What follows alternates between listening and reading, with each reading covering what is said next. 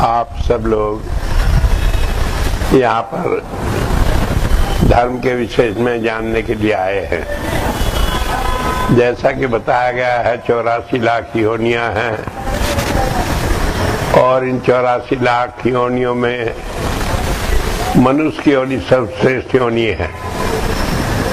सब धर्मों में, सब समाजों में मनुष्य की देही को सबसे उत्तम देही पाया है। क्यों कहा इसे उत्तम देही? क्योंकि इस शरीर में आकर हम परमात्मा की भक्ति कर सकते हैं, उसकी प्राप्ति कर सकते हैं और इस जन्म मरण से छुटकारा पा सकते हैं। एक मनुष्य योनि को छोड़कर एक कम 84 लाख योनियों में हमें यह मौका नहीं कि हम इन दुखों से छुटकारा पा लें, परमात्मा की प्राप्ति कर लें। कोई कितनी सुंदर योनि मिली हो, लेकिन उसमें हम परमात्मा की भक्ति नहीं कर सकते, केवल मनुष्य की योनि में कर सकते हैं। और इससे लाभ यह होता है कि हम जन्म मरण से छुटकारा पा जाते हैं, फिर हमें इस संसार में आना नहीं पड़ता। अब मनुष्य जैसी श्रेष्ठ योनि में आने के लिए भी 9 महीने माँ के गर्भ में उल्टा लटका रहना पड़ता है और मरते समय भी बड़ा कष्ट होता है। संत महात्माओं ने बताया कि 1000 बिच्छू एक समय डंक मार लें, उसकी पीड़ा कम है, मृत्यु की पीड़ा उससे भी अधिक है। तो इस सारे दुखों के जंजाल से छूटने के लिए हम परमात्मा की भक्ति करते हैं। सवाल ये है कि हम मरने के बाद छूट जाएंगे नहीं, या हमें मरने के बाद दोबारा इस संसार में नहीं आना पड़ेगा, इसकी क्या गारंटी है? कई लोग कहते हैं कि संसार में हम दुखी रहे, मरने के बाद क्या होगा, इसी उम्मीद में जीते रहे तो ये काफी नहीं है। तो इसलिए संतों ने बताया कि परमात्मा की भक्ति करने से हमारा जन्म मरण ही नहीं छूटता, बल्कि दुनिया के दुखों से भी छुटकारा मिल जाता है। महाराज जी, संत कृपाल सिंह जी महाराज कहा करते थे, जो जीते जी अंधा है वो मरकर आंख वाला नहीं हो जाने का। अगर हम जीते जी दुखों से छुटकारा नहीं पाए तो मरने के बाद मौत से छुटकारा पा लेंगे, ये कैसे यकीन है? तो इसके लिए कहा है कि दुख इस संसार में सबको लगे हैं। जो भाई मेरे पास आता है वो दुख की बात पहले और भक्ति की और दूसरी चीजें बाद में कहता है। कारण ये जंजाल तो हमारी साथ तुरंत लगा है, इसे तो हम हर घड़ी भूल नहीं सकते। कहा है गुरु नानक देव महाराज ने, एक न एक दुख सबन को सुखी संत का दास। सारे संसार में जो भी जीव है उन्हें सबको कोई ना कोई दुख लगा है। कोई संसार में ऐसा नहीं जो सुखी ना हो।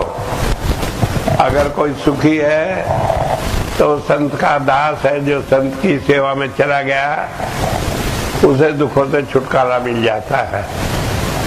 इसी तरह से कहा है, गुरु के सेवक को दुख न व्यापे, गुरु का सेवक दह दिश जापे, कि उसे दुख नहीं व्यापता।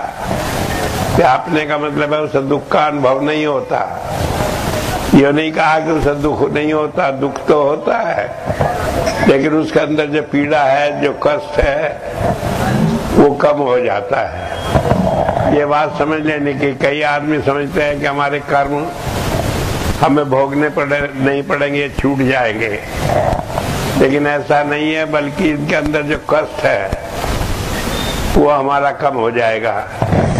जैसे समझ ले, मान लीजिए एक आदमी है, वो भूखा है, तो उसे बड़ा कष्ट होता है, कष्ट का अनुभव होता है, लेकिन किसी आदमी ने व्रत रखा हुआ और सुबह से भूखा है, उसे कष्ट नहीं होता। कोई आदमी कहे कुछ खा ले, बड़े कष्ट में, कहने लगे नहीं कष्ट में नहीं, मुझे बड़ा आनंद है।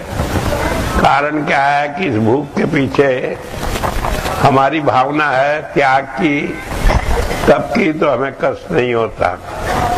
तो भावना के साथ कष्ट होता है, कर्म में कष्ट नहीं होता। तो संत हमें क्या करता है, ऐसा बना देता है कि हमारी भावना उसमें बदल जाती है। वो कैसे बदल जाती है? गुरु का सेवक दैदिश जापे, कि गुरु का सेवक जो है दिन रात हर घड़ी याद करता रहता है। किसे? गुरु को याद करता रहता है, गुरु के द्वारा परमात्मा को याद करता रहता है।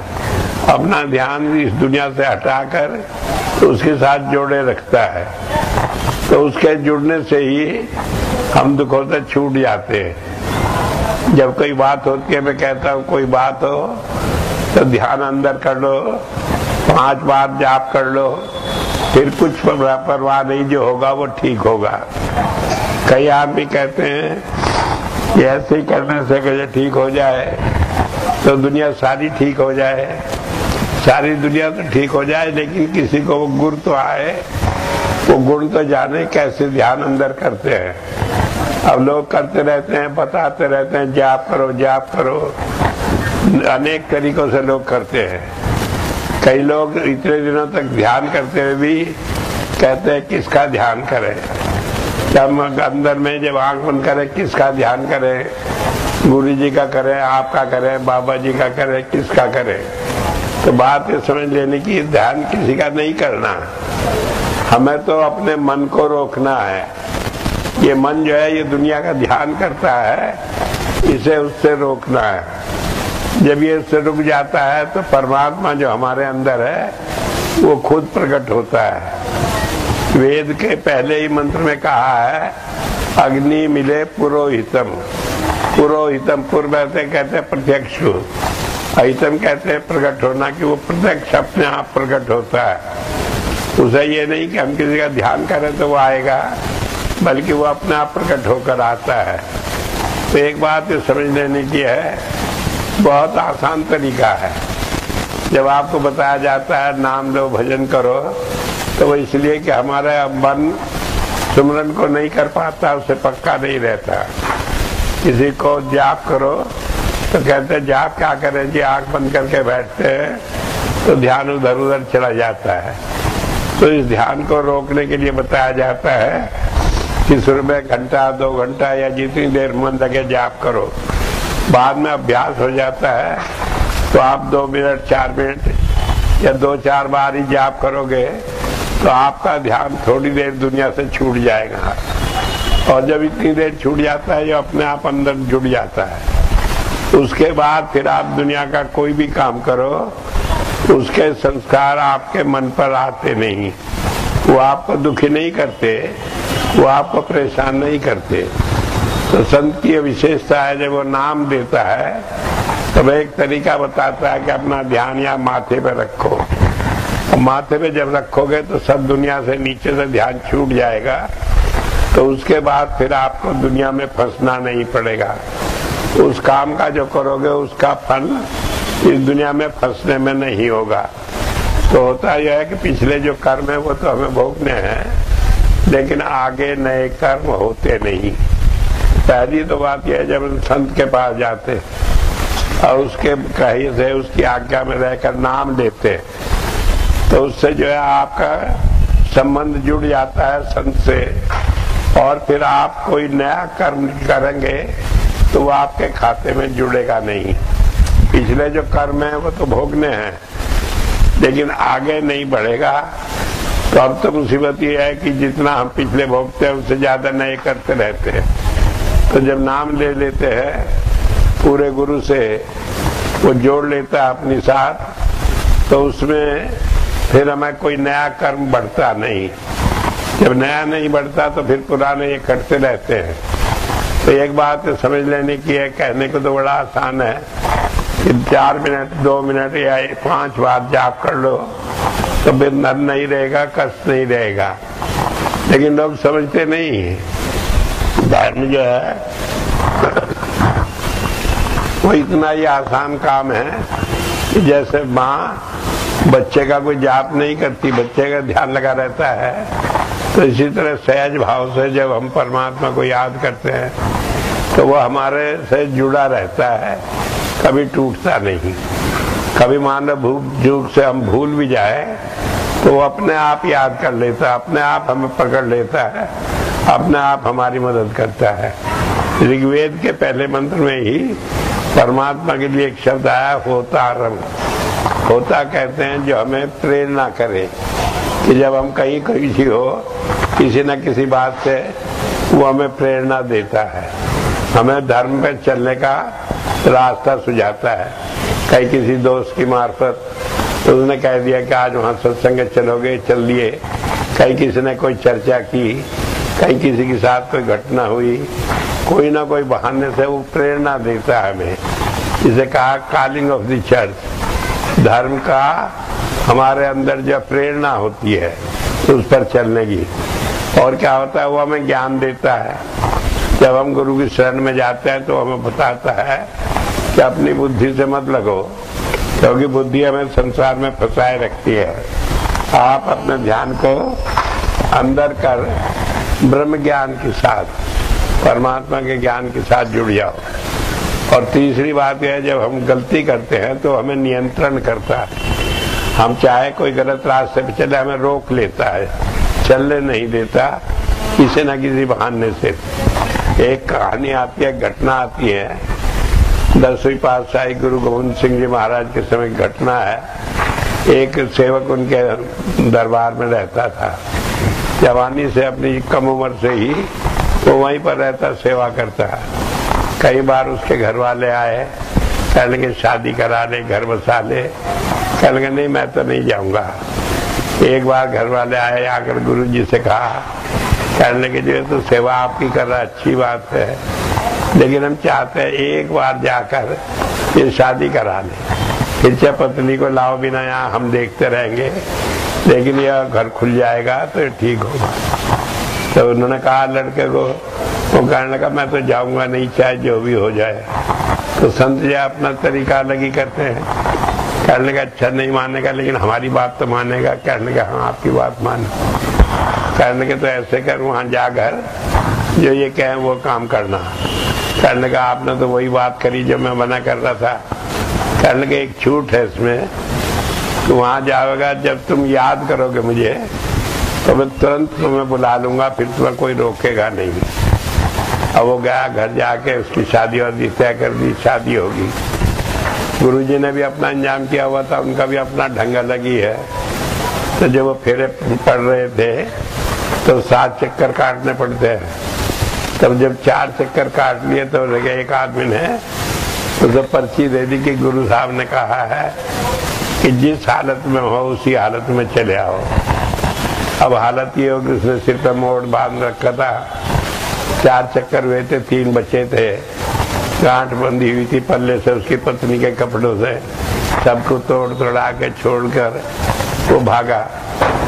जब वो भागा तो घर वालों ने कहा अरे 2 मिनट लगेंगी, 3 चक्कर और पूरे कर ले, फिर चला जा। कर लेंगे नहीं, कहा कि जिस हालत में हो इसी हालत में चले आना। अब वो चल दिया।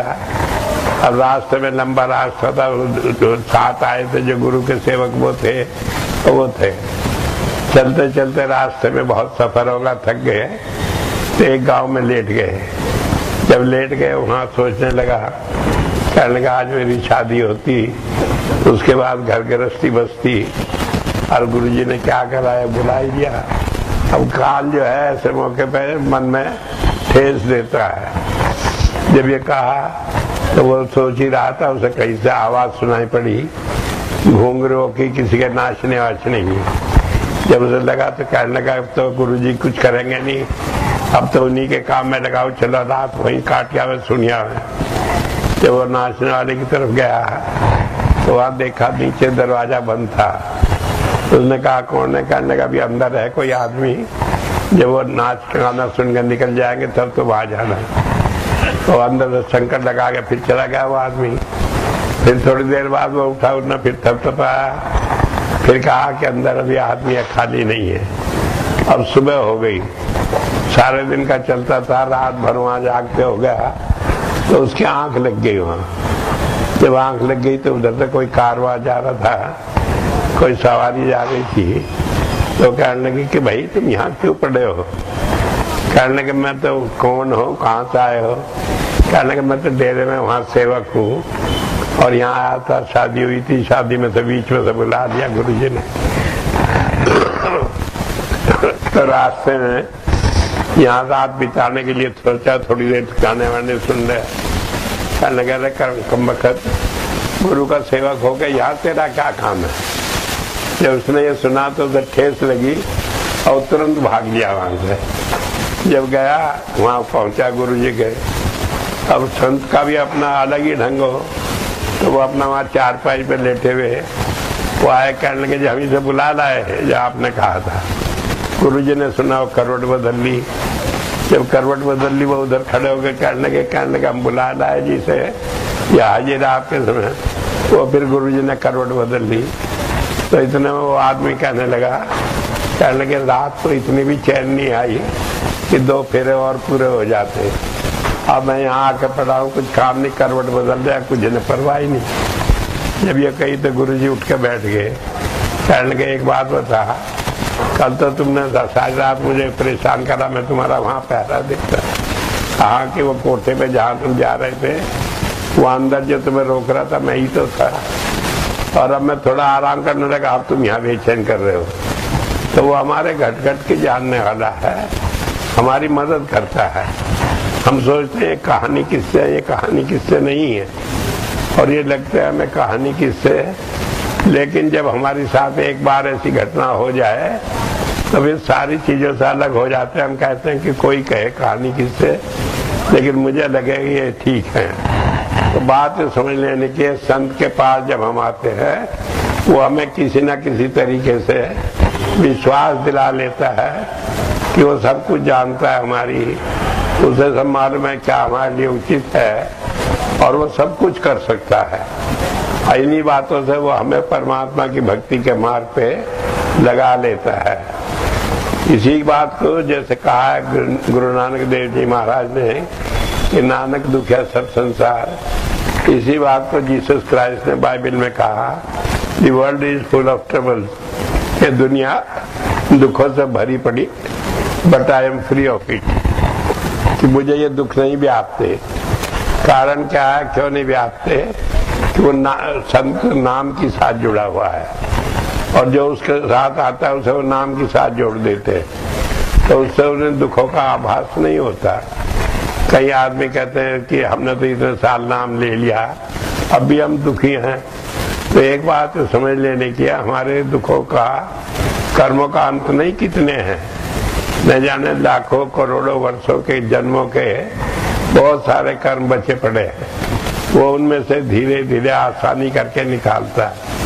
जब से ये दुनिया बनी 2 अरब साल के करीब हो चुके, और 2 अरब साल में न जाने कितने जन्म हमने लिए होंगे, क्योंकि हम शुरू से ही जब से दुनिया बनी तब से, तो उन जन्मों के कर्म जो बचे हैं वो कितने हैं इसका कोई अनुमान नहीं। तो इन सारे कर्मों को, और ऐसे ऐसे कर्म हैं कि एक कर्म छोटा सा भी हो उससे हमें 1 जन्म भुगतना पड़ता है। मान लो कोई एक आदमी है, उस आदत पड़ गई शिकार की, चिड़िया मारी, रोज एक खा ली, तो उसका भुगतान क्या होगा कि वो चिड़िया बनेगा, कोई उसे मारेगा, जब खाएगा तब इस कर्म का भुगतान होगा। और हम ऐसे कितने कर्म रोज करते रहते। तो इसलिए इन अरबों खरबों कर्मों को छुड़ा लेना कोई आसान काम नहीं है। तो संत ने क्या करता है, पहले तो करता है वो नाम देता है हमें, और हमें ऊपर लाकर यहाँ ध्यान करने की बात बताता है। इससे हमें आगे एडिशन होना, आगे नए कर्म होने बच जाते हैं। दूसरी बात यह है कि हमारे अंग संग होता है, वो हम कहीं हो, अकेले में, बियाबान में, जंगल में, कहीं भी हो, वो हमारी मदद करता है, और मदद करके हमें सही रास्ते से बचाकर ले जाता है। कई बार इसका हमें अनुभव होता है, कई बार दूसरे का अनुभव सुनकर हमें विश्वास आ जाता है जिसे हम सोचते हैं गलत नहीं। मुझे याद है सन 76 में जब मैं नाम देना शुरू किया था तो शामली में था, मैं अपने घर पे ही बैठा हुआ था। तो एक आदमी आया और आकर कहने लगा, जी गुरुजी मुझे नाम दे दो। मैं कहा भाई कहाँ से आए हो, कौन हो? कहने लगे जी मैं शाहपुर से आया हूँ, लेकिन अपनी बहन के लिए कह आया था भैया दूज पे, तो मेरी जान को आ गई। कहने लगे तुम नाम ले लो। अब मैं बतेरा समझाया, सब मानती नहीं और उसकी बात तो मैं टाल भी नहीं सकता, इसलिए आ गया। मैंने कहा चलो किसी लिए आगे आ तो गए, तो परमात्मा की दया है वो के बहाने से भेजे। तो आकर उसे नाम दिया। नाम देकर मैं कहने लगा, आदमी ज्यादा चतुर था। मैंने कहा भाई जब कोई दिक्कत हो तो तुम याद कर लेना, तुम्हें मदद मिलेगी। कहने लगे गुरुजी एक बात कहूँ। मैंने कहा क्या? कि मैं तो कहीं दिक्कत में होऊंगा, नाम लेता रहूंगा और आप आराम से संडीला पड़े होगे, मौज कर रहे होगे, आपको पता भी नहीं। मैंने कहा नहीं ऐसी बात नहीं है। कहने लगे लेकिन हंसता हुआ चला गया। उसके बाद क्या हुआ, 7 साल बाद वो आया तो मैं देखा, उसे कहा भाई निर्मल सिंह कैसे आए? कहने लगे जी मैं आया नहीं, आप मुझे खींच के ले आए हैं। मैंने कहा मैं किसे भेजा था खींचने को? किसी को बांध के लाया, कुछ कहा कर बताओ? कहने लगे बस यही समझ लो। फिर उन्होंने किस्सा सुनाया कि 3 दिन पहले एक मेला था, वहां मैं बैल खरीदने गया, 24,000 रुपये ले गए। तो वहां पे गया, 2 बैल मुझे मिल गए अच्छे से, वो 12,000 के ले लिए। बाकी और बैल मिले नहीं, तो 12,000 रुपये है। अब 2 बैल लेकर मैं अपने गांव को चला, पैदल ही पैदल। जिस दिन मैं अपने गांव के करीब आ गया, दूसरे दिन तो उस दिन उस गांव के चारों तरफ बड़ा जंगल है, ढाक का जंगल, उसमें लुटेरे भी लगते हैं। तो मेरे मन में दुविधा हुई कि मैं इसमें चलूं क्या ना चलूं। मान लो मैं घुसा इसमें और लुटेरों ने मुझे मारा पीटा, छीन लिए रुपए, तो क्या बनेगा? ये बात सुनकर मैं परेशान हुआ, रुका। लेकिन फिर कहा अब तो घर आ ही गया, एक कोस ज्यादा घर है, चलो देखी जाएगी।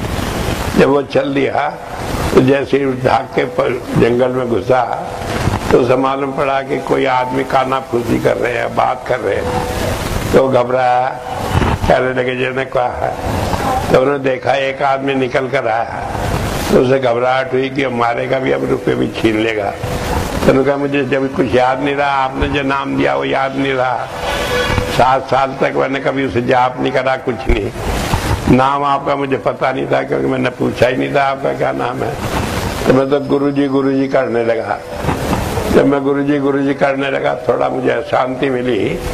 तो वो आदमी आया दूर से, कहने लगे भाई जरा माचिस चाहिए, बीड़ी सिलगानी है। तो मुझे समझ आई, मैं कहने लगा नहीं मैं बीड़ी वीड़ी नहीं पीता, मेरे पास माचिस नहीं है। कहने लगे पीता था, मैं थी उस समय मेरे पास, लेकिन मैंने उसे मना कर दिया। फिर जब वो चला गया तो मैं घबराया कि अब ने देख लिया कि मैं अकेला हूँ और बाकी आदमी आके मारपीट करेंगे। तो उस वक्त मैं जोर जोर से गुरुजी करने लगा। तो आप दिखाई दिए भाई सामने। कहने लगे मेरे पीछे पीछे चला और रास्ता छोड़ के जंगल में घुमा फिरा के अब मेरे घर ले जाके मुझे छोड़ दिया। अब फिर जब चलने लगे तो मैंने बहुत कहा कि पानी तो पीते जाओ, कि आप चले आए, फिर परवाह नहीं करी। तो मुझे जब से बेचैनी हो रही थी तो मैं यहाँ आया हूँ। तो होता यह है, हमारा विश्वास बातों से नहीं बनता है, अनुभव से बनता है। इसीलिए कहा कि अगर आप चाहते हैं तो भजन करें, एक बार इतना विश्वास बन जाए, किसी न किसी रूप में अनुभव हो जाए, तो हो जाता है काम। फिर जब भी याद करोगे हमेशा मदद मिलेगी। जब तक विश्वास नहीं बनता तब तक वो खुद विश्वास बनाता है, नहीं तो उसका जीव चल नहीं सकता रास्ते में। अब हमारी ये बात हुई, दूसरी बन जाए विश्वास, फिर भी लालच में लगे रहे कि एक बात हुई, 2 हुई, 4 हुई और दुनिया भर की चीजों में लगा है। लेकिन वो हमें इन दुनिया भर की चीजों में फंसाता नहीं, वो हमें बचाकर परमात्मा के सीधे सच्चे रास्ते में लगाता है कि तेरी चिंता मैं मनधारी, तू अचिंत होकर प्यारा। कारण कि तेरी चिंता सारी मैंने धारण कर ली, अब तुम बेफिक्र होकर मुझसे प्यार करो और मैं तुम्हें परमात्मा से मिला दूंगा। तो एक बात तो समझ लेने की है, जब संत कहते हैं वो किसी दुनिया के काम में झंझट में नहीं डालते हमें। वो नहीं कहते इसकी पूजा करो, ये करो, बाहर कर्मकांड करो या कोई और दूसरे काम करो, वो तो कर ही रहे हैं हम, उससे क्या फर्क पड़ा। वो कहता है इन्हें छोड़कर जो काम करना हो उसमें परमात्मा के सहारे होकर उस पर अपना ध्यान लगाकर करो तो ठीक हो जाता है। तो मैं बताया हम ये दुनिया में रहते हुए भी दुखों से कैसे छूट सकते हैं कि कोई भी काम करो, 5 दफे जाप कर लो, 1 दफे जाप कर लो, 2 दफे कर लो। कहने का मतलब है कि एक दफा आप अंतर में जुड़ जाओ, ना भी जुड़ो तो बाहर से छूट जाओ, तो फिर तो वो अपना हाथ खुद जोड़ लेता है। जब मैं कहता हूँ कि भाई एक दफा कोई काम करो तो याद कर लो, तो हंसी करते हैं लोग। कहने का ऐसा भी कहीं होता है ऐसा ही है। चाहे आप 2.5 घंटे बैठ कर इस अभ्यास को करो और चाहे एक दफे जाप करके करो, होता यही है कि जब हम बाहर से हट जाते हैं तो अंतर में जुड़ जाते हैं। और ये हमारा विश्वास के ऊपर है कि गुरु से कितना हमारा विश्वास बढ़ना है। कई आदमी करते हैं बना, फिर देखा कि नहीं बना, फिर बना नहीं बना। महाराज जी कहा करते थे, मान लो एक पौधा लाओ, उसे जमीन में लगा दो, रोज उसे उखाड़ के देखो इसकी जड़ जमी कि नहीं जमी, तो सूख जाएगा, वो जमेगा नहीं। तो एक दफे विश्वास करके फिर उसके साथ लगे रहो। न जाने वो कैसे रास्ते से हमारे इन कर्मों को कटवा देता है। कई लोग कहते हैं कि संत हमारे कर्म काट देता है। एक बात तो समझ ले, उसका मतलब ये नहीं होता कि वो हमारे कर्मों को खत्म कर देता है। बल्कि होता है ऐसा, जैसे रस्सी है, अब उस रस्सी को आग लगा दो तो वो जो की रस्सी की शक्ल में पड़ी रहती है, लेकिन वो राख हो जाती है, उसमें बांधने की ताकत नहीं होती। इसी तरह संत हमारे कर्म को दग्ध कर देता है, उन्हें जला भून देता है, फिर वो तो पकड़ने की ताकत नहीं रखते। जैसे चना है, एक दाना आप खेत में डाल दो तो उसका एक पौधा हो जाएगा, उसमें 15-20 चने हो जाएंगे, तो मल्टीप्लाई होगा, वो बढ़ता चला गया। लेकिन उसे भाड़ में बनाकर अब फिर जमीन में डाल दो तो वो खुद नष्ट हो जाएगा। ठीक इसी तरह संत हमारे कर्मों को दग्ध कर देता है। और ये दग्ध कैसा होता है? नाम की कमाई से होता है। तो ये ध्यान रखे, इस दुनिया की सारी चीजें जो भी कष्ट है वो दूर हो जाएंगे। आपको इनसे मतलब ही कुछ नहीं। आप तो एक सरल बच्चे की तरह रहो। जो छोटा बच्चा है वो नहीं सोचता कि उसे माँ को याद दिलाए कि मेरे कपड़े बदलो, मुझे दूध दो। माँ को खुद फिक्र होती है। जब बच्चा फिक्र करने लगता है तो माँ भूल जाती है, फिर लापरवाही करती है। इसीलिए बाइबल में कहा है, it is given to babes, कि छोटे बच्चे जैसे जो हो जाते हैं सरल हृदय, उन्हें ये चीज प्राप्त होती है। जब हम अपनी अकल लगाते हैं कि कैसे होगा, तो बस इसी कैसे में हम फंसे रह जाते हैं। हम कोई निश्चय पर नहीं पहुंच पाते, कोई निर्णय नहीं ले पाते। हमारा निर्णय तो एक अटल है कि हमने अपने को समर्पण कर दिया गुरु के, अब उसने वायदा किया वो हमारी संभाल करेगा, तो हम उसकी परीक्षा न लें। परीक्षा लेंगे तो वो भी उल्टी परीक्षा लेगा, फिर आप तो पास हो नहीं पाओगे, तो फिर एक मुसीबत बांध लेंगे। सीधे स्वभाव से कि हमें कुछ नहीं, आप जो चाहे से करो, हमने तो आपको समर्पण कर दिया, आप जिस तरह चाहे रखो। और आप देखेंगे आपके हर कष्ट में वो आपकी सहायता करेगा, आपके कष्ट दूर हो जाएंगे, आपको दिक्कत नहीं होगी। एक बार नाम ले लेने के बाद, भजन करने के बाद यही तरीका रह जाता है जो आप करें। क्या तरीका रह जाता है कि तेरी चिंता मैं मनधारी, तू अचिंत होकर प्यारा। हम गुरु से अपना ध्यान लगाए रखे। अब मुंह से कुछ कहने की जरूरत ही नहीं, हमारा ये काम करो या नहीं करो, वो